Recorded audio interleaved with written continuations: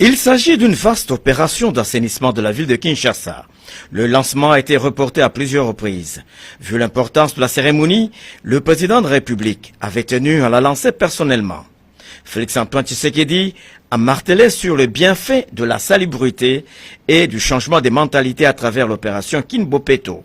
Il a interpellé à cette occasion la population et demandé que les jeunes puissent désormais retrousser les manches chaque semaine.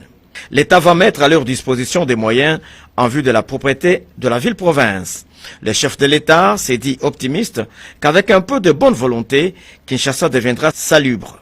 Au cours de son discours, le président Félix-Antoine Tshisekedi a fustigé les mauvais comportements des uns et des autres en cette matière. De même manière que la population exige des dirigeants de ne pas se compromettre, de la même manière, les autorités attendent des Kinois de changer de mentalité pour transformer Kinshasa la poubelle en Kinlabel. Pour Biso Tolobi, le peuple d'abord. Lokola Tolobi, le peuple d'abord. Et Sengeli peuple a mis Zouelaye Moko initiative wana. Nasina loba na bino. Banda na zwaka bokonzi, banda botianga na tête ya Congo. Kengai nazali mungamba na bino. Na ye kosale la bino musala.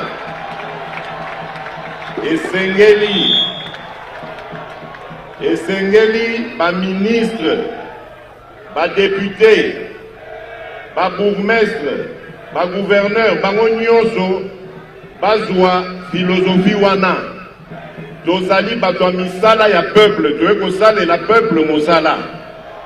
Bourgmestre nyonso, esengeli a organisé ba brigade ya ba jeunes na kati ya ba quartier. Ba jeunes wana bazala équipé, ba jeunes wana bazala pe motivé. Bambongo oyo bozali kozwa na ba taxe ya ba wenze, bopesaka ba jeunes basalelaka yango. Dans son introduction, le premier citoyen de la ville, le gouverneur Gentini Ngobila, a parlé de la révolution des mentalités pour la réussite de l'opération Kinbopeto.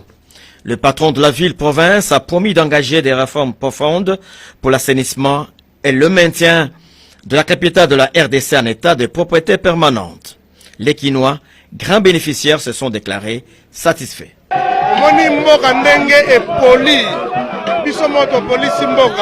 Alors, message fort au président Pessi, c'est nécessaire, tout le monde a adapter.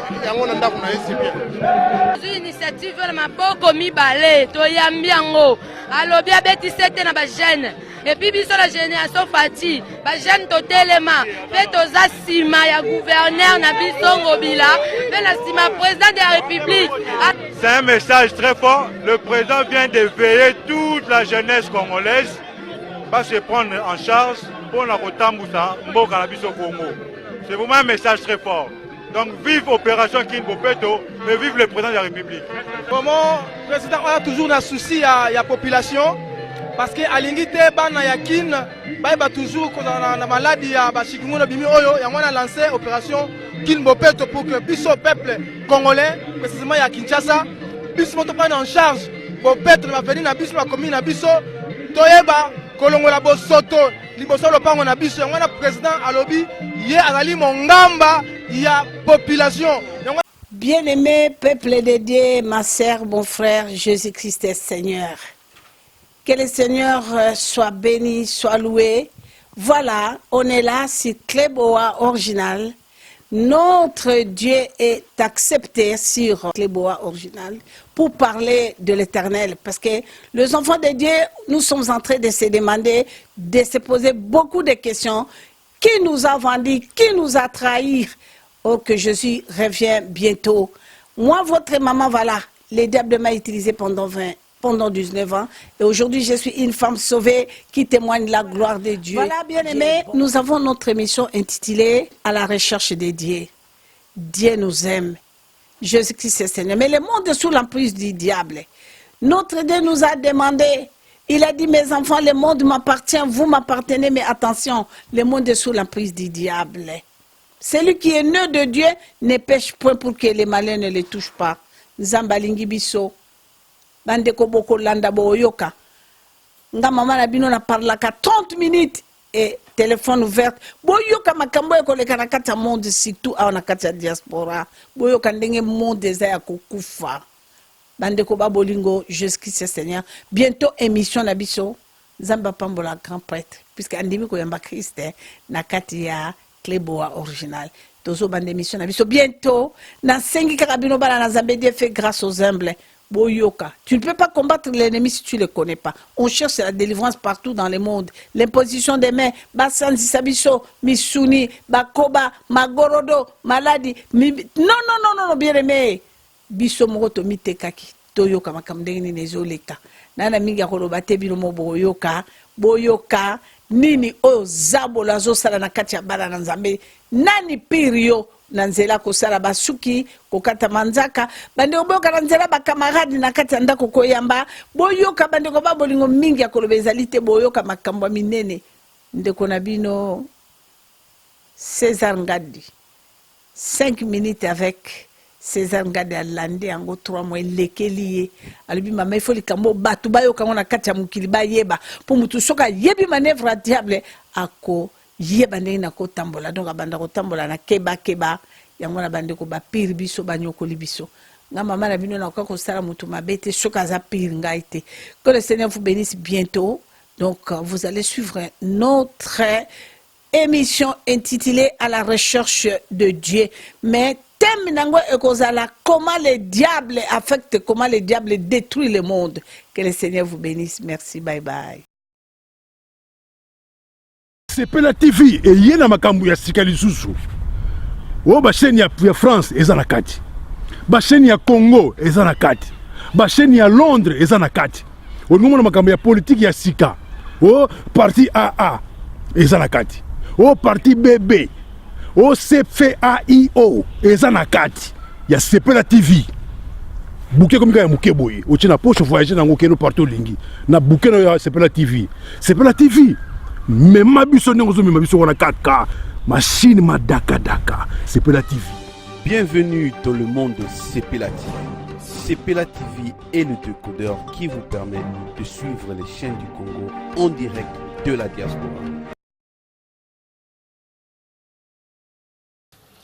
Mote Bandeko, merci Ndebo Yamina la banda konabino.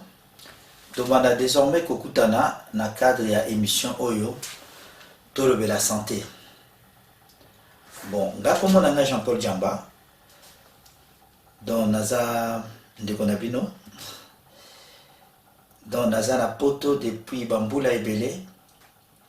Don na longwa Kisasa na kolika na Kisasa na Bandal, hein, biso bana Bandal.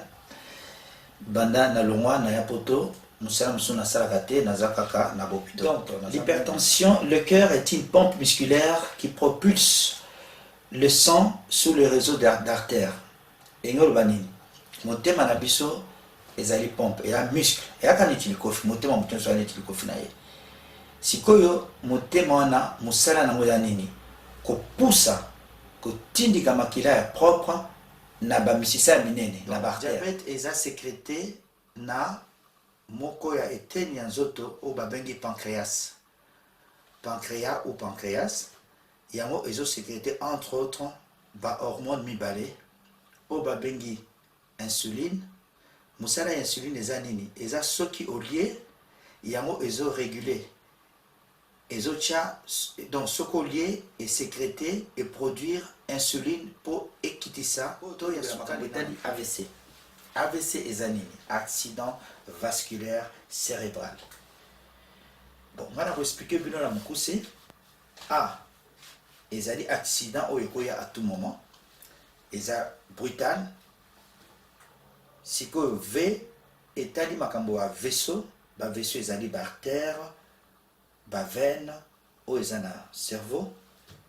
Et puis C cérébral etali makambo etali cerveau, etali mutu. Voilà pour la AVC. Mais siko ba classifié en mode 2. eza mibale eza AVC oyo babengi ischémique na AVC oyo babengi kozali na conseil kaka nde mama nanga bana koloba na ngai nakitetela papa Dembaki ndekama nyamase la diese nga na bakisi na pondu kozala nzoto malamu eleki loso nyama mbisi na pondu. Merci.